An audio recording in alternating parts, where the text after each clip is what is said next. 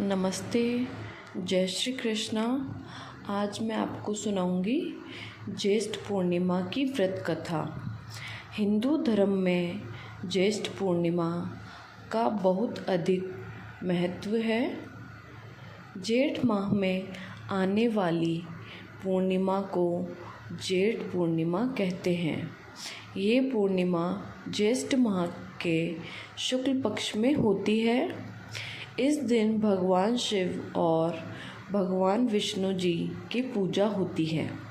यह पूजा महिलाएं अपने पति की लंबी उम्र के लिए करती हैं। ज्येष्ठ पूर्णिमा के दिन वट पूर्णिमा व्रत भी रखते हैं। लोग इसे ज्येष्ठ पूर्णिमा व्रत भी कहते हैं। ज्येष्ठ पूर्णिमा व्रत के दिन महिलाएं पूर्ण रूप से श्रृंगार करके वट के पेड़ की पूजा करती हैं, अपने पति की लंबी उम्र का वरदान मांगती हैं। हिंदू धर्म में भी यह कहा जाता है कि ज्येष्ठ पूर्णिमा व्रत रखने से सारे पाप मिट जाते हैं। लोग इस दिन पितरों के लिए दान भी करते हैं। इससे पितरों की आत्मा को मुक्ति मिलती है। ज्येष्ठ पूर्णिमा व्रत खासकर महिलाओं के लिए बहुत लाभदायक होता है। ज्येष्ठ पूर्णिमा व्रत कथा के अनुसार राजा अश्वपति के घर देवी सावित्री का जन्म हुआ था। राजा ने अपनी पुत्री को बहुत अच्छे से लालन पोषण किया। जब सावित्री युवा अवस्था में हुई तो राजा को उनके विवाह की चिंता सताने लगी।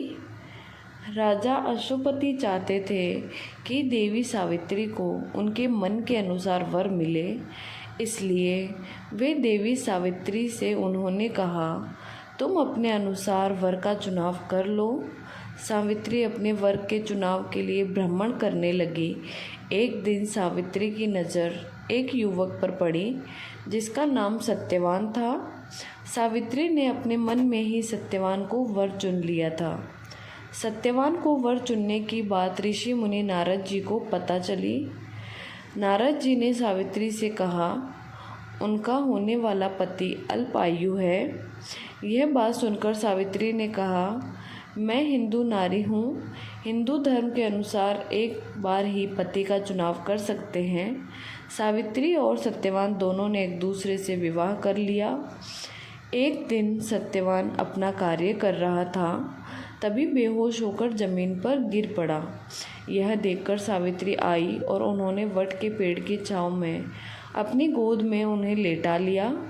थोड़ी देर बाद सावित्री ने देखा कि यमराज उनके पति के प्राण लेकर जा रहे हैं। वह रोते बिलखते हुए यमराज के पीछे भागती रही।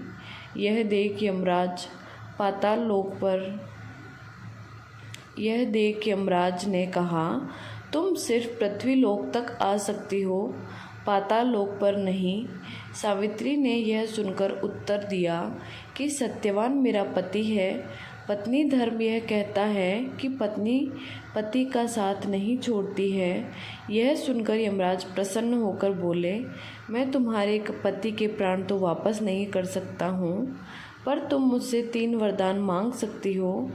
सावित्री ने पहले वरदान में सास ससुर के नेत्र को वापस मांगा, दूसरे वरदान में अपने पति का राज्य मांगा और तीसरे वरदान में सत्यवान के पुत्रों की मां बनने का वरदान मांगा। यह सुनकर यमराज चौंक गए। सावित्री ने बड़ी चतुराई से तीसरे वरदान में अपने पति के प्राण वापस मांग लिए।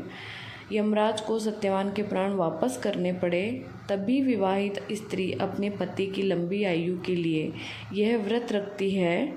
इस दिन ज्येष्ठ पूर्णिमा पड़ रही थी, तभी इसे ज्येष्ठ पूर्णिमा व्रत कहते हैं। धन्यवाद। अगर आपको मेरी कही गई कहानियाँ अच्छी लगती है तो आप प्लीज़ लाइक और सब्सक्राइब कीजिए। धन्यवाद।